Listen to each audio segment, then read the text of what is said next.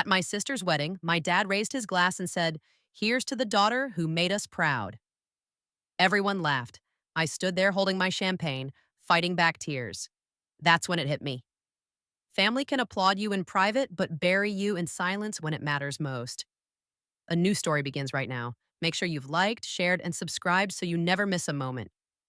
I never liked champagne. Not because of the taste. It was fine, dry, elegant in that way, rich people pretended to like, but because of what it represented celebration, toasts, moments that demanded smiles, even when your chest ached. And on that night, standing in the middle of a golden lit ballroom filled with roses and laughter, I held my glass like it was a prop in someone else's play. My sister Lily stood across the room in her white dress, radiant and unshakably happy. Her husband, now officially her husband, had one arm wrapped around her waist, whispering something that made her tilt her head back in laughter. The sound rang out clear and bright, like bells, and everyone turned to watch her. Always her. Dad stood at the head table, his cheeks flushed, his tie loosened, his voice booming over the chatter. "Everyone," he called, raising his glass high, the crystal glinting in the soft amber lights. The music faded, forks clinked to silence, and the crowd turned toward him with obedient attention. "I want to make a toast." I remember the way the room felt in that pause, the kind of stillness that trembles with anticipation. "To my daughter," he said, pausing just long enough for me to lift my chin, expecting something, anything, shared between us. But then he looked straight at Lily. "Here's to the daughter who made us proud." Laughter broke like a wave across the room, a warm, indulgent laughter that filled every space except mine. I stood there, the bubbles in my glass rising and popping, my hand trembling so slightly I hoped no one noticed. Mom laughed too, not loudly, but enough. That soft, polite laugh of agreement. I forced a smile that didn't reach my eyes, lifted the glass halfway to my lips, and let it stop there. The rim brushed my lower lip, but I didn't drink. I couldn't. Lily shot me a glance then, brief, almost apologetic, but she didn't say anything. She turned back to the crowd, raised her glass high, and said, "To family." Everyone echoed it, and I said nothing. That's when it hit me. Family can applaud you in private, but bury you in silence when it matters most. The applause started again, the laughter resumed, and I faded into the blur of voices, dresses, and champagne.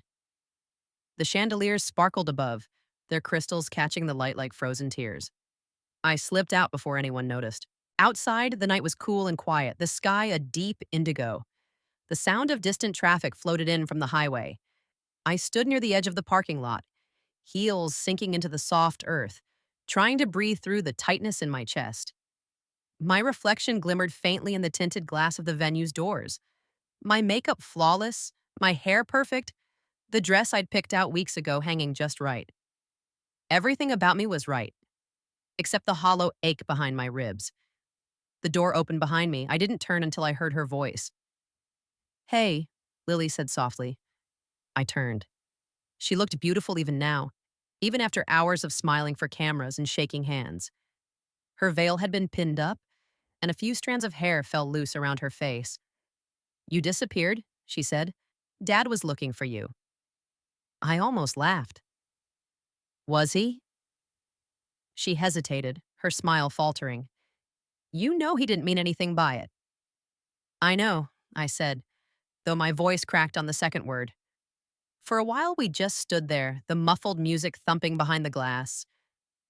"You've always been too sensitive," she said gently, like she was talking to a child.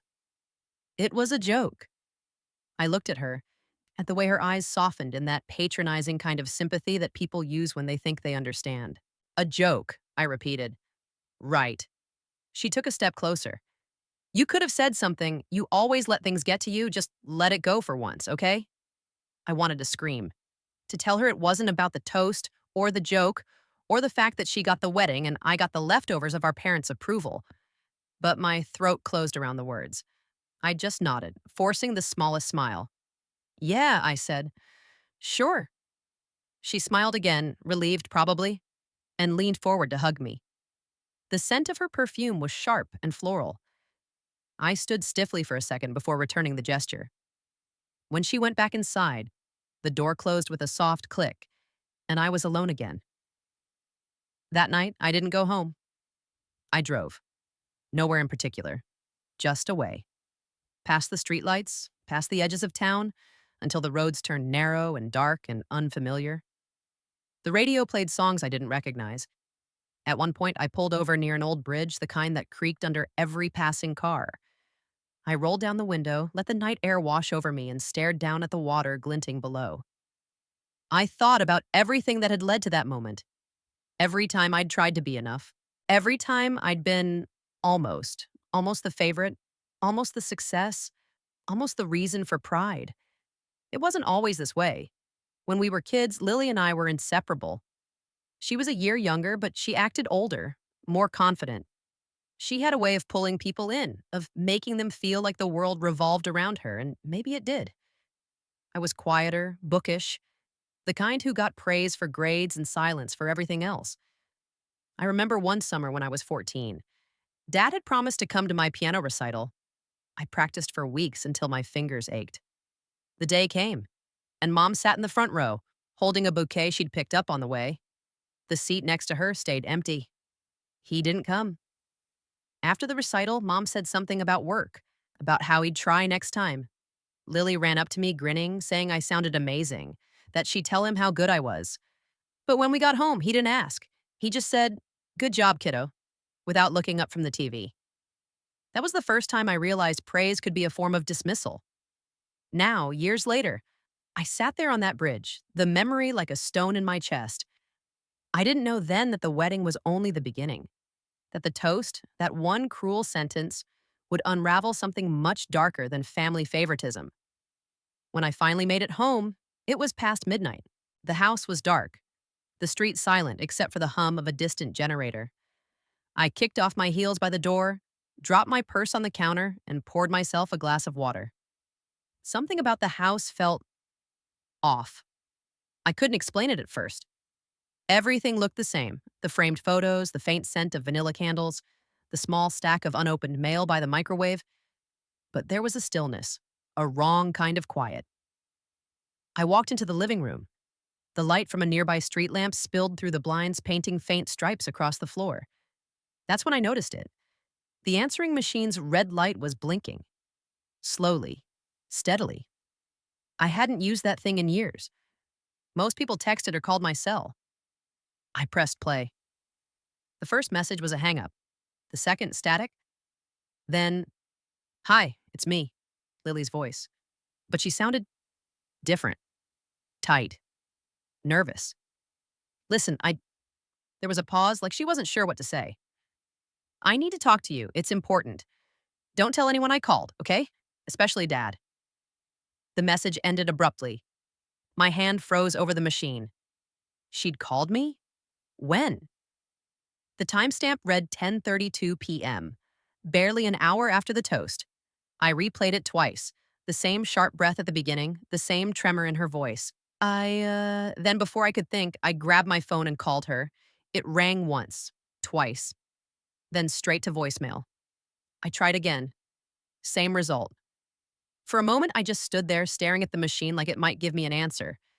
Then I grabbed my keys and headed back out. By the time I reached the hotel where she and her husband were staying, it was past 1. The lobby was mostly empty, just a night clerk tapping on his keyboard and an older couple arguing softly near the elevators. "Excuse me," I said, trying to steady my voice. "I'm looking for Lily Carter. She checked in earlier today." The clerk frowned slightly. "I'm sorry, ma'am, but we can't give out guest information." "It's an emergency," I said. "She's my sister. She left me a message." He hesitated, then nodded toward the phone. "I can call the room for you." He dialed the number, waited, then shook his head. No answer. "Can I go up?" "I'm sorry, ma'am, but—" I didn't wait for him to finish. I moved past him toward the elevators. He called after me, but I pressed the button anyway. The doors slid open with a soft chime. The elevator ride felt endless. My pulse hammered against my ribs. When I reached the floor, the hallway was silent except for the faint hum of the air conditioning. Her room number, 407, was at the end. I walked slowly, every step echoing. I knocked once. No answer. Twice. Nothing. Lily? I called quietly. Still silence. I tried the handle. Locked. For a moment, I considered walking away. Then I noticed something.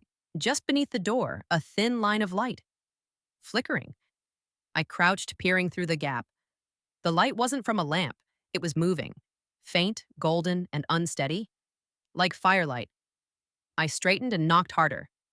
Lily, are you in there? Nothing. I pounded on the door again, panic clawing its way up my throat. That's when I heard it. A sound from inside. Not a voice. Not exactly, more like something scraping against the floor, then a thud. I stepped back, heart racing. Lily. No response. I turned and ran back down the hall, shouting for help. The night clerk came rushing out of the elevator a few minutes later with a master key. He looked pale. When he unlocked the door, the smell hit first. Something sharp and chemical. Inside, the room was dim. The curtains half drawn. A lamp lay shattered on the floor, the bulb still flickering. The bed was unmade, the blankets tangled. On the nightstand, a half-empty glass of champagne. But no one was there. No Lily, no husband. Nothing but the faint hum of the air conditioner and the cold, empty silence. I stood in the doorway, my stomach twisting. The clerk said something. I think he asked if I was sure this was her room, but his voice sounded far away. On the floor near the bathroom door, something glinted. I knelt down, my fingers trembling, and picked it up. A single earring. Pearl, small and delicate, the same ones she'd worn at the wedding. I felt the air leave my lungs. Something had happened. And deep down, I knew. It had everything to do with that toast. I didn't sleep that night, not even after the police came. The hotel hallway buzzed with uniformed officers, radio chatter, the low hum of questions I couldn't answer. I kept replaying the moment in my head. The empty room, the broken lamp, the earring lying cold in my palm. Every detail felt too precise, too deliberate, like a scene left behind for me to find. The officer in charge, a woman with a tight bun and eyes that had seen too much, asked me to walk her through everything. I told her about the wedding, the toast, the voicemail. When I finished, she studied me for a long moment before saying quietly, "We'll file a missing person report. You should go home, get some rest." Rest. I nodded even though I knew I wouldn't. Outside, the dawn was creeping up pale and colorless. The parking lot glistened with dew. I sat in my car until the sun broke the horizon, painting the windshield gold, and the exhaustion hit like a physical weight. For a second, I thought about driving to my parents' house, but then I imagined Dad's voice, steady, dismissive, rationalizing everything the way he always did, and I couldn't face it. So instead, I drove home. The day stretched endlessly. Messages from friends blinked on my phone, people still posting photos from the wedding, tagging me with captions like, "What a beautiful night." I deleted every one of them. By afternoon, the police called. They'd found Lily's husband, Adam. He was alive. They said he'd been wandering near the highway, barefoot, disoriented, muttering something about losing her. When they brought him to the station, he couldn't or wouldn't say where she'd gone. I drove there immediately. The station smelled of coffee and disinfectant. Through the observation window, I saw him sitting at a metal table, his tux shirt half unbuttoned, his hair wild. His hand shook as he traced invisible patterns on the tabletop. When I stepped inside, he looked up. His eyes were bloodshot, hollow. "Where's Lily?" I demanded. He blinked, slow. She's gone." "What do you mean gone?" "She left. She said she needed air." His voice cracked. "I tried to follow her. There was a noise in the hall. When I came back, she wasn't there." "That's not possible. Her stuff was still in the room." He looked at me like a man caught between two worlds. "You don't understand. Something's been wrong since the rehearsal dinner. She thought someone was watching her." "Watching her?" I repeated. He nodded, swallowing hard. "She got these texts. No number, just words. Things only your family would know, childhood stuff." I felt the chill crawl up my spine. "Did she tell Dad?" "She tried," he whispered. He told her to stop being dramatic. Typical. I could almost hear Dad's voice, sharp, tired of emotion, dismissing anything that didn't fit his version of normal. The officer stepped back in then, gently ushering me out. "We'll follow up," she said. "Right now, he's not coherent enough for questioning." I left the station with the sense that the world had tilted slightly out of balance. The sky was bruised purple, rain threatening but never falling. The streets blurred past until I pulled into my parents' driveway, heart pounding. Mom opened the door before I could knock. Her face was pale, drawn. "Where have you been? We heard—" "Have you spoken to Lily?" I asked. Her lips parted, then closed again. "No. Your father says it's probably a misunderstanding. Maybe she and Adam had a fight. She left me a message." I stepped inside, voice shaking. She said not to tell anyone she called, especially Dad. That made her flinch, just barely. Dad was in the living room, pacing, phone pressed to his ear. When he saw me, he ended the call mid-sentence. "You shouldn't have gone to the police," he said sharply. "It makes things worse." "Worse?" I snapped. "She's missing."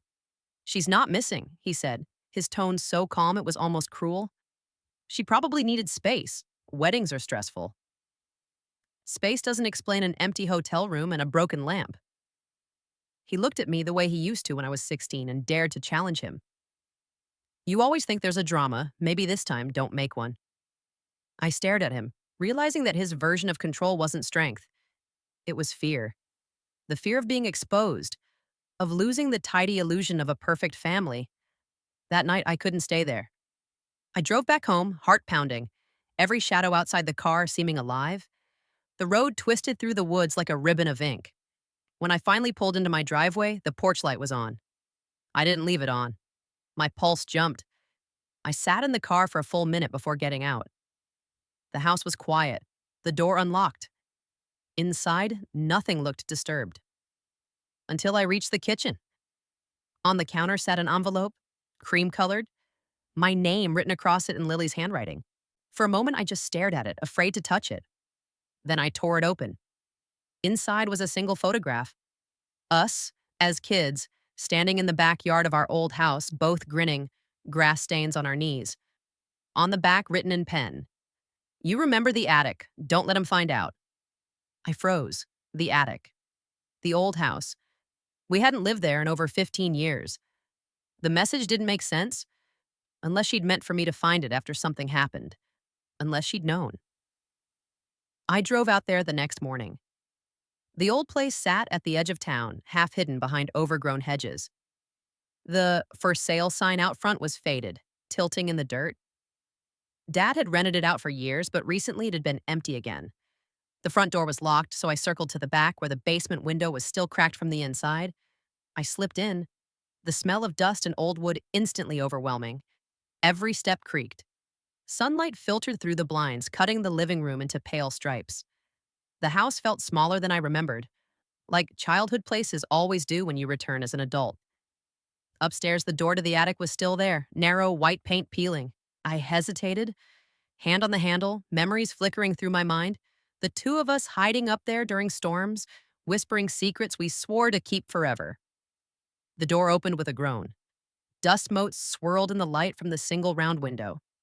The air was thick with age, insulation exposed in places. Boxes lined the walls, labeled in Dad's neat handwriting. I moved toward the far corner, where an old trunk sat beneath a draped sheet. My hand shook as I pulled it open. Inside, photo albums, letters, and a stack of VHS tapes. The labels on the tapes made my stomach twist. Each one had a date. Each one said home movie, except the last. It said Lily. I found an old portable player in one of the boxes, plugged it in, and slid the tape inside. The screen flickered to life with static. Then an image, our living room. We were children again. Lily maybe 9, me 10. Dad stood behind the camera, his voice cheerful. "Smile for me, girls." We waved, laughed. The sound was grainy but familiar. The footage cut suddenly. When it came back, the lighting was different. Nighttime. Lily sat on the couch alone, eyes red, clutching a stuffed bear. Dad's voice again, softer this time. Tell the truth, sweetheart. What did you see? I I don't remember, she murmured. He stepped into frame then, and I felt my blood run cold. His hand gripped her shoulder, not violent, but firm. You remember, he said. The image blurred, the sound warped, and the tape ended in a burst of static. I sat there, frozen, every part of me screaming to eject it, to unsee what I'd just seen. What had she seen? What truth had she been forced to hide? And why had she wanted me to find this? I rewound the tape, caught the final frame, Lily's eyes staring directly into the camera, wide and terrified. That's when I heard it. A noise downstairs, the front door closing. Someone was in the house. I killed the player and crouched behind the boxes, heart hammering. Footsteps creaked up the stairs, slow, deliberate. I reached for my phone. No signal, of course. The footsteps stopped outside the attic door. The handle turned once, twice, then a voice. Calm, familiar. Come on, sweetheart, Dad said quietly. Let's not make this worse. The air left my lungs. He knew. I didn't move. I couldn't. You shouldn't have come here, he said. You don't understand what you're doing. The door creaked open. His silhouette filled the doorway, tall, composed, shadowed against the light from the hall. I stood up slowly. Where is she?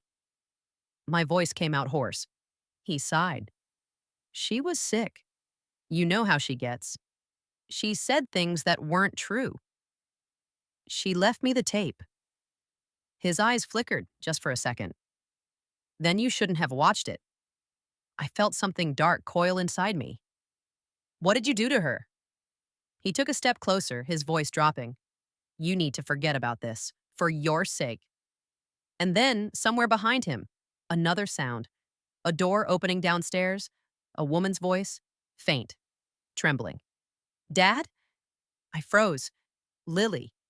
He turned, startled, and in that split second, I bolted.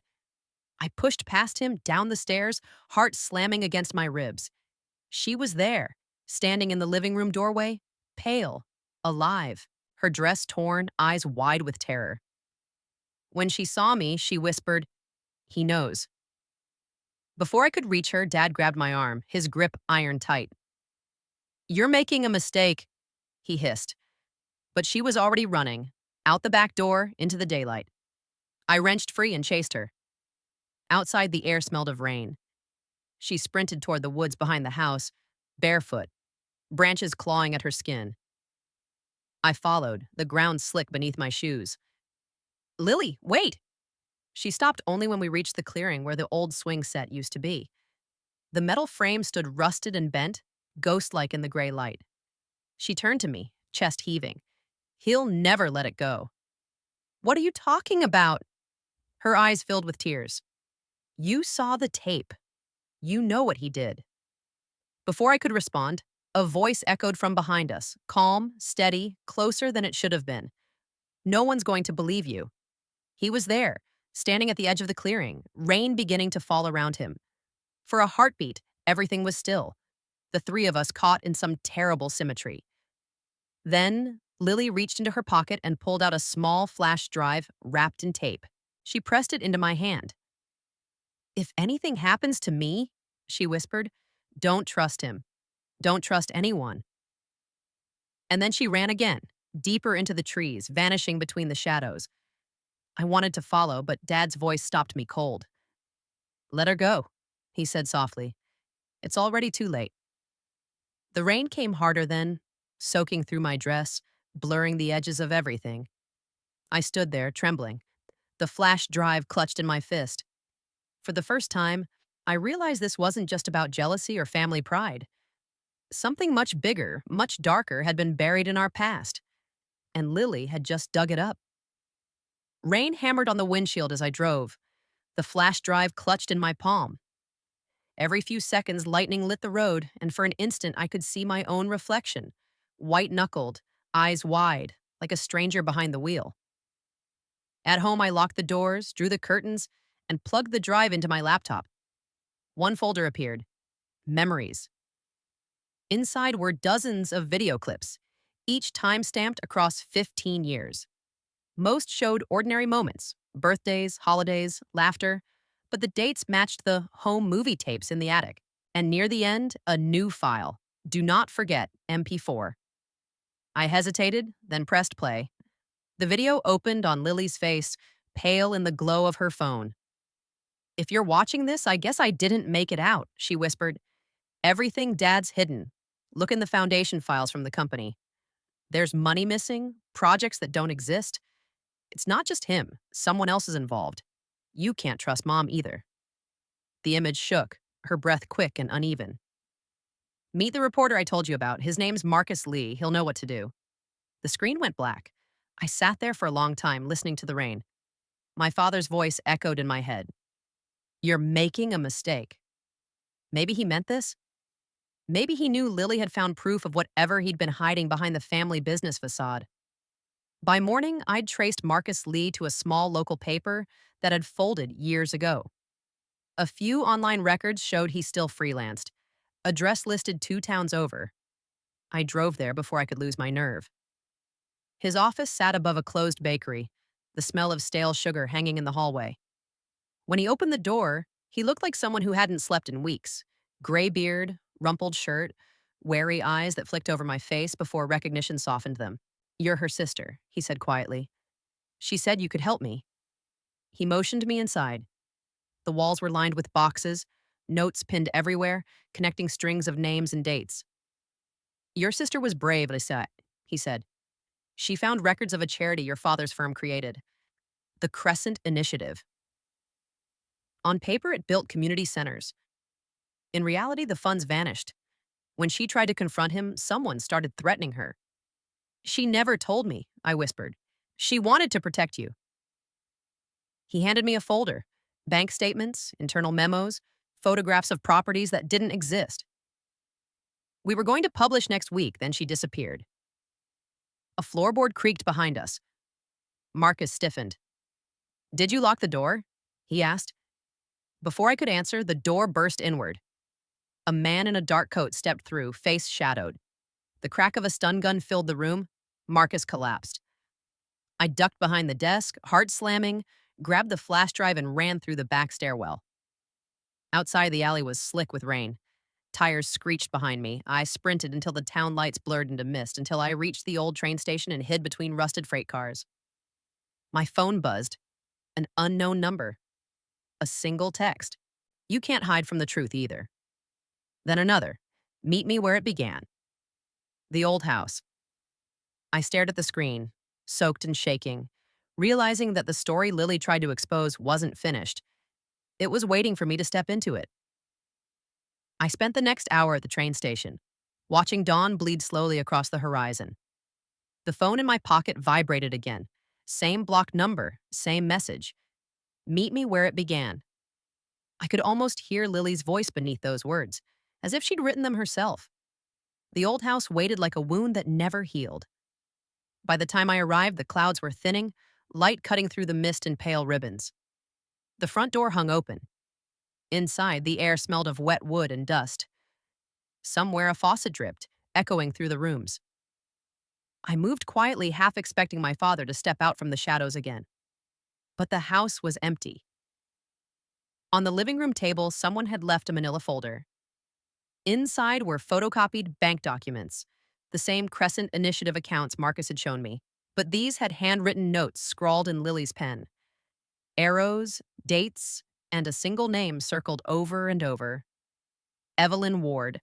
I didn't recognize it. A quick search on my phone brought up old articles. A city council member who'd vanished after accusing local contractors of fraud 15 years ago. The year we moved out of this house, the pieces began to fit together in terrible shapes. My father hadn't simply hidden money. He'd helped bury a scandal. And somehow the family had been his camouflage. The business dinners, the charitable image, the perfect daughters. All props in a story that was never real. A sound creaked upstairs. I froze listening. The steps were light, hesitant. Not his. Lily? I called. A figure appeared at the top of the staircase. My mother. She looked smaller than I remembered, wrapped in a gray coat, eyes rimmed red. You shouldn't be here, she said. He's gone to the police. He's telling them you're unstable, that you broke in, that you're dangerous. What? He's protecting himself, she whispered. He always has. I took a step closer. Did you know about the initiative? Her silence was answer enough. She sank onto the bottom step, pressing her hands together like someone praying. I told myself it was just paperwork, mistakes he'd fix. Then Evelyn Ward disappeared and he came home shaking. After that, we never talked about it again. And Lily found proof. She always wanted to fix things. Mom's voice broke. She thought if she showed him the evidence he'd confess. She didn't understand that some people would rather destroy everything than be exposed. Thunder rolled far away, like the sky remembering the night before. I reached for her hand, but she pulled away. You have to leave, she said. There's someone else involved. Your father isn't alone in this. Who? Before she could answer, headlights swept across the front windows. A car door slammed. Mom's face drained of color. Go, she whispered, through the back. I grabbed the folder and ran.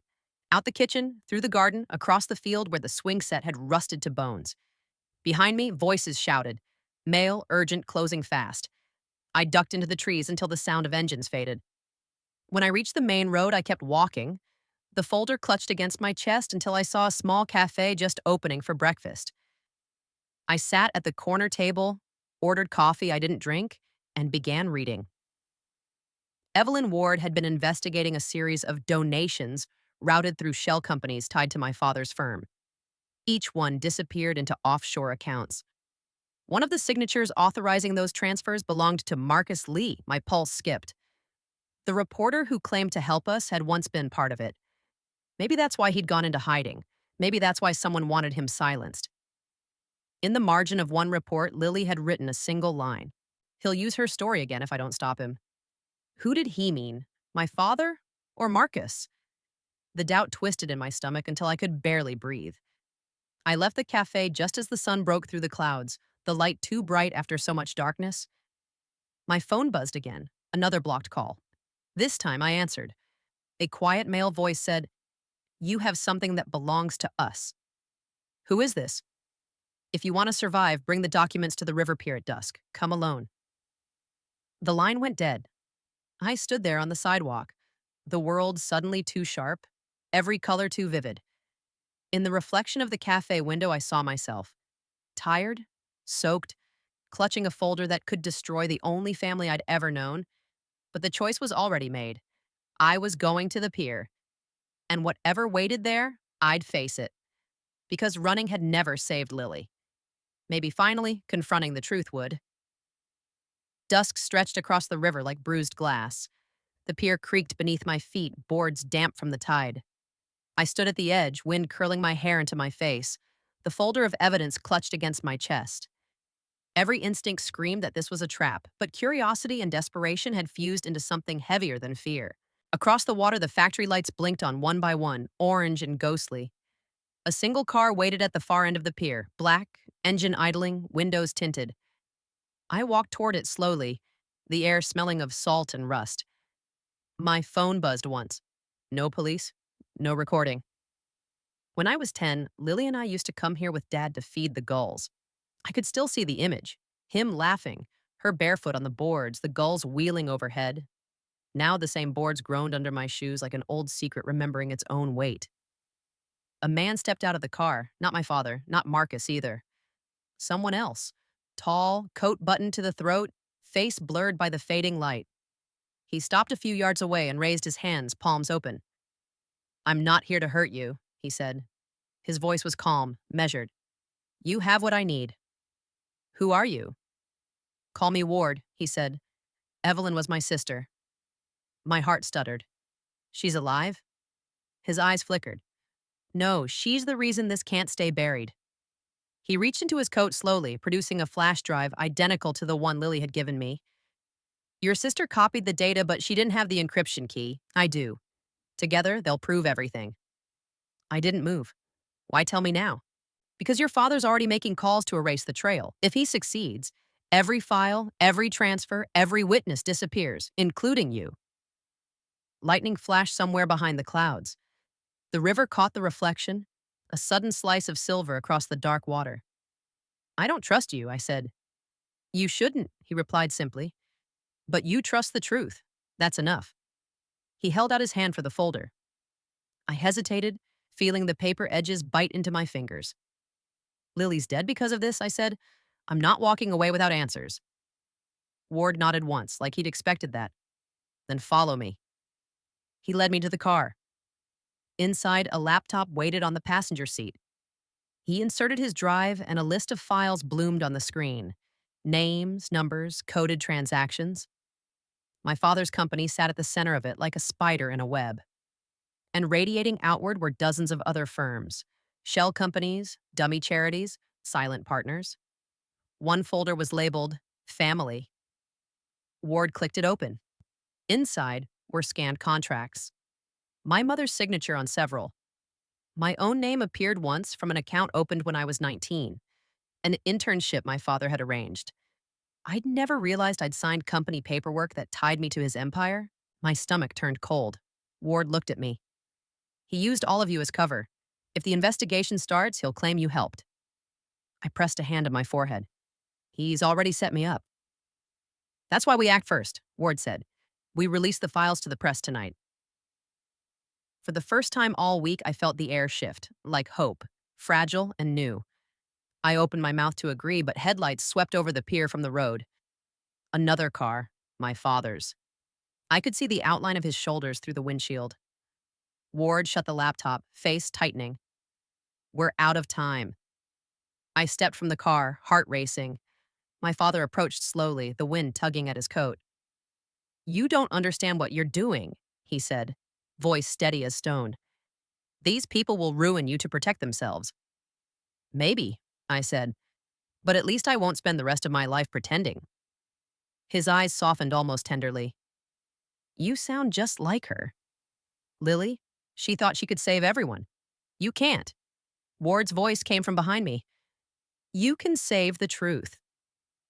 The moment hung suspended. The three of us framed by the river light, the air vibrating with everything unsaid. My father took another step, lowering his voice. If you walk away now, I can make this disappear. You'll be safe. Both of you. Ward shook his head. Safety isn't the same as freedom. My father looked past me, directly at him. Evelyn trusted you once. Look where that got her. Ward flinched, the first crack in his calm. I realized then that whatever bound them went back further than I knew. Before I could speak, Ward turned to me, urgency in his voice. Go, send the files. I'm not leaving. He grabbed my shoulders. If you stay, none of this matters. Somewhere behind us, the wind shifted and carried a faint mechanical hum, the sound of sirens far off growing closer. My father must have called them, or maybe someone else had. Either way, the end was coming fast. I backed away, clutching the drives, the folder pressed against my chest. My father's voice followed me down the pier, low and almost gentle. You don't know what's real, sweetheart. You never have. I didn't look back. I ran until my lungs burned, until the pier ended and the road split into two directions, one toward the city lights, one toward darkness and the unknown. For the first time in my life, I didn't choose the path that looked safe. I chose the one that disappeared into trees. By the time I reached the edge of town, night had settled. I stopped at a motel, uploaded the files to an encrypted server, and hit send to every journalist address Lily had ever mentioned. The progress bar crept forward, 30%, 60%, 100%. When it finished, I stared at the screen until my reflection dissolved in the glow. The drives, the folder, the evidence, they were out of my hands now. Whatever came next wasn't mine to control. The phone buzzed again, a message from an unknown number. You did it. It's starting. I didn't know who sent it, Ward or someone watching both of us. But the words felt final. Outside, a train's whistle echoed through the valley, long and mournful, and I realized I hadn't cried for Lily once. The tears came then, quiet and unstoppable, washing through every space she'd left behind. Tomorrow, the headlines would burn. Tomorrow, our family name would fall apart on every screen. But tonight, there was only the hum of the motel's neon sign, the faint rhythm of rain, and the first fragile taste of freedom. Morning came pale and colorless. I woke to the muffled sound of news anchors bleeding through the thin motel walls. My father's company name repeated again and again. Federal inquiry. Millions missing. Whistleblower documents leaked overnight. The words felt distant, unreal, like they belonged to someone else's life. Outside, the sky hung low and gray, mist curling off the pavement.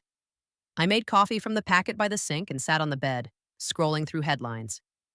Every story carried the same image. My father walking between two investigators, coat collar turned up, face unreadable.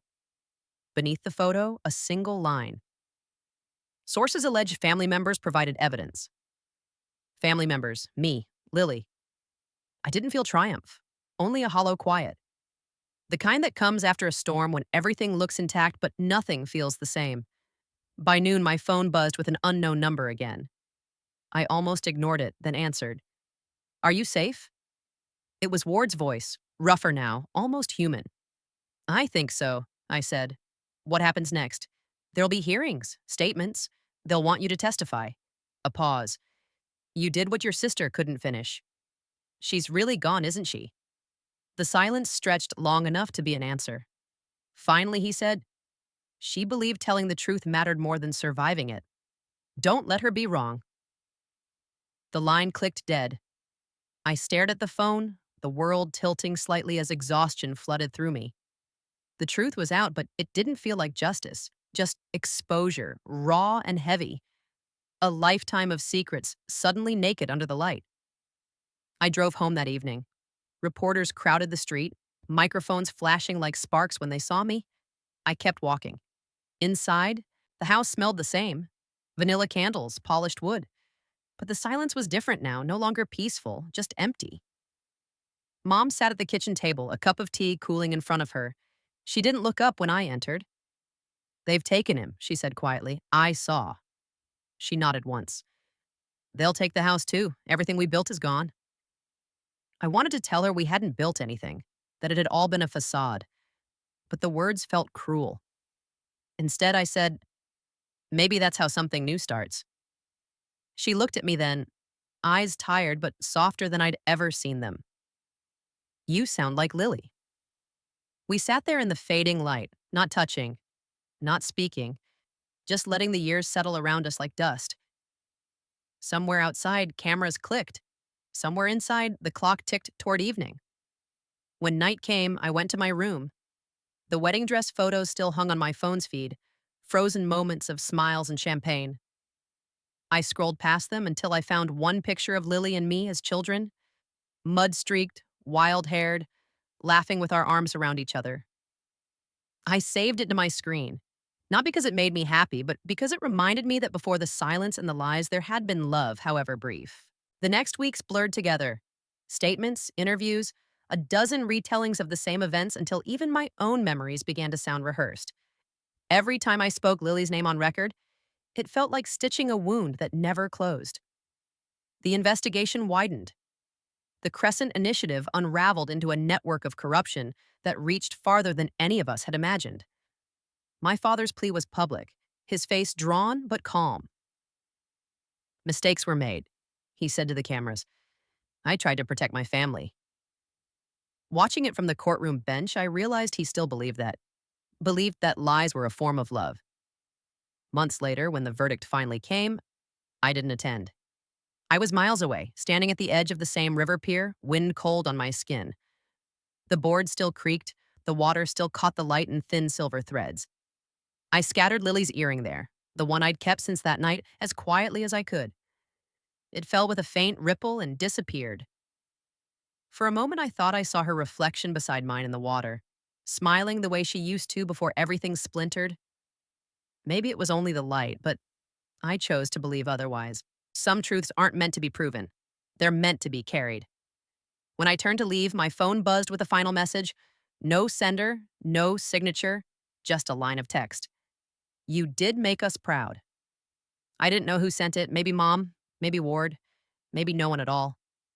But I smiled anyway, because for once the words didn't hurt. I walked back along the pier, the sound of gulls overhead, the smell of salt and rain. Every step felt lighter, as if each secret I'd uncovered had taken a piece of weight with it. The past wasn't gone, but it was finally honest. And that, I thought, was enough. When the screen fades to black and the credits of this story would roll, I want to leave the audience with a few questions, quiet ones meant to linger long after the final line. What would you sacrifice to tell the truth if it meant losing the people you love? How many of our family stories are real, and how many are roles we perform to keep the peace? When loyalty and honesty collide, which one do we owe to ourselves? And if redemption begins only after the lie collapses, how much of your own life would you be willing to let fall before you start again?